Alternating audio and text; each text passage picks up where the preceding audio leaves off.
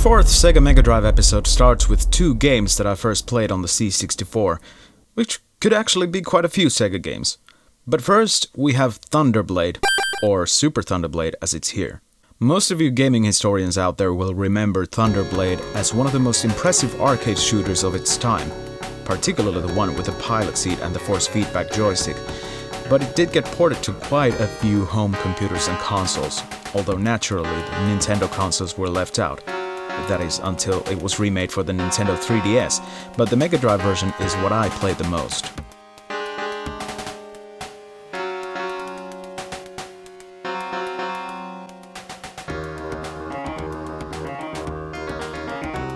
Officially, Super Thunderblade is supposed to be a sequel to the original Thunderblade, but I've always thought it as an extended version, since it doesn't really do much of new things compared to the original. Most of the time you control your helicopter from a behind view, similarly to Space Harrier, but occasionally you get drawn to a top-down view with a rather difficult approach to that particular genre because of the constant three-dimensional look the game has.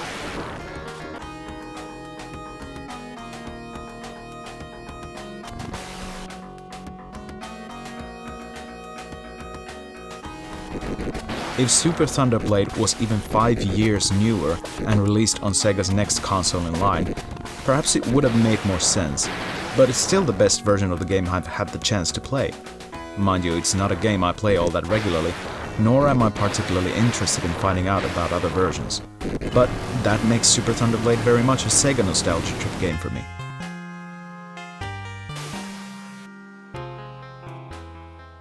The other game I played on the C64 first was Altered Beast, which I must admit feels a bit odd even for myself. It was never a game I enjoyed on the C64, but I recognized the idea to be potentially very impressive on a system more suited to the game. Rise from your grave.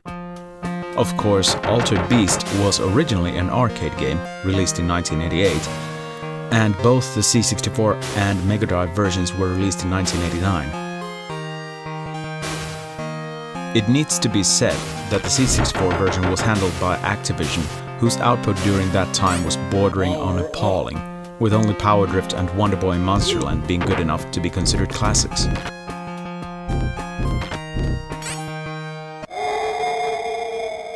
Anyway, back to Altered Beast. To its detriment, the designer decided to make the game into a side-scrolling beat-em-up, but the ancient Greece mythology theme gives it a nice enough spin on the usual drivel that these games were at this point. Also, the fact that you were able to transform back and forth between human and various magical beast forms, such as a wolf, a dragon and a tiger, through the usage of power-ups, was a breath of fresh air.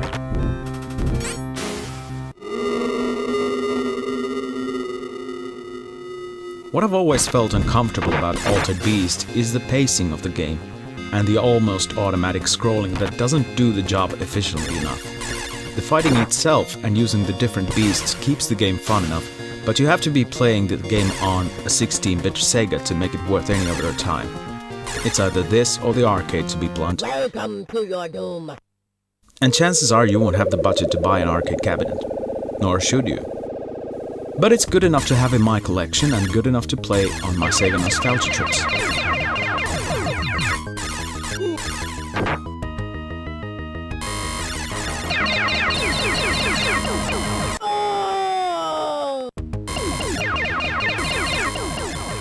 A game from Electronic Arts for a change. We have a superb racing game that, for probably the first time since 1986, made motorcycle racing interesting and fun. The game is, of course, Road Rash. If you have ever played the original Need for Speed, Road Rash feels something akin to that in its structure. You race against opponents in various seemingly random stretches of road instead of tracks, and beat the other bikers with either your God-given appendages or baseball bats and other weapons that you might pick up. It's a game that can't be taken too seriously, and because of that, it's insanely good fun. Road Rash is a long game, played strictly in career mode. There are 5 difficulty levels to play through, each containing 5 stretches of road in varying environments. Although you have basically seen everything in the game by the time you finish the first difficulty level, you can also buy new bikes with your hard-earned money, so there's definitely some incentive to keep pushing to the end. Happily, you get level codes after completing each stage, so you don't have to play through the entire 3-hour spectacle every time to finish it.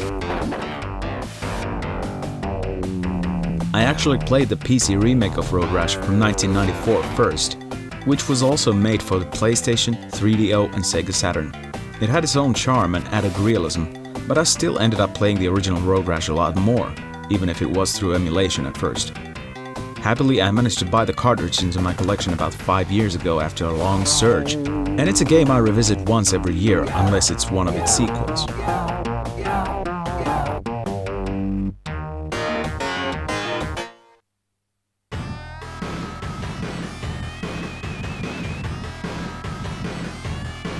Now, a relatively new acquaintance to me, because I only learned about a haunting about 10 years ago. Good horror-themed games are a rarity, particularly on 16-bit consoles, because the game developers were still aiming most of their products towards children and teenagers, so blood and guts and proper jump scares didn't come along until Doom forced game developers to serve a more adult demographic.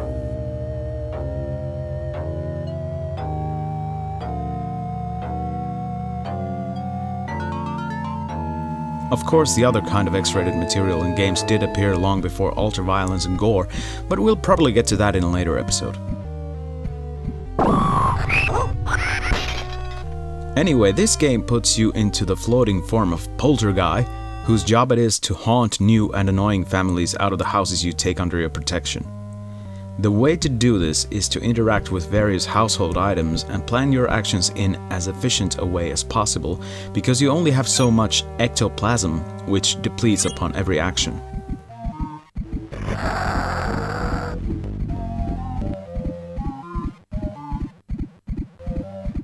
Frightened inhabitants drop ecto when they exit the rooms, but you still have to take care not to overdo your scaring plans when less might be enough.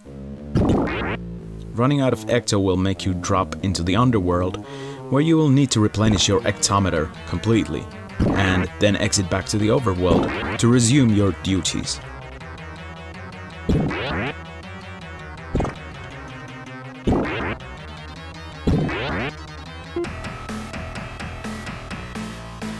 While the haunting is not as scary as it is hilarious, it does have its share of suspenseful occasions, and it's definitely one of my all-time favorite horror-themed games.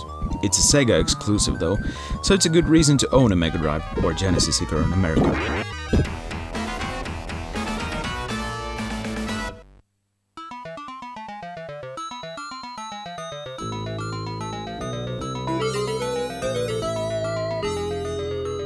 The last game for today is not quite clearly definable as anything but underwater action-adventure game. Since a platformer, it definitely is not.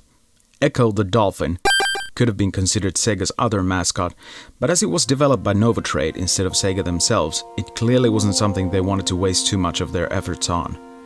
Besides, playing as a bottlenose dolphin, saving the world from extraterrestrial threats, wasn't really going to be too relatable. Not because it was any closer to our own world as opposed to Sonic the Hedgehog, but because as a character, Ecco just didn't have enough of character. But it did offer a fairly unique style of gameplay when the first game in the series came out.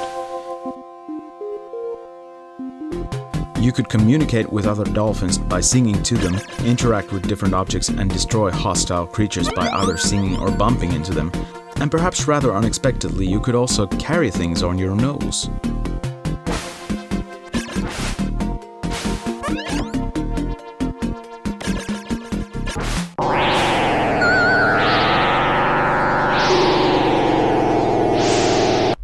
Ecco the Dolphin is a game that doesn't explain itself too well when you're playing it, so having a manual is preferable.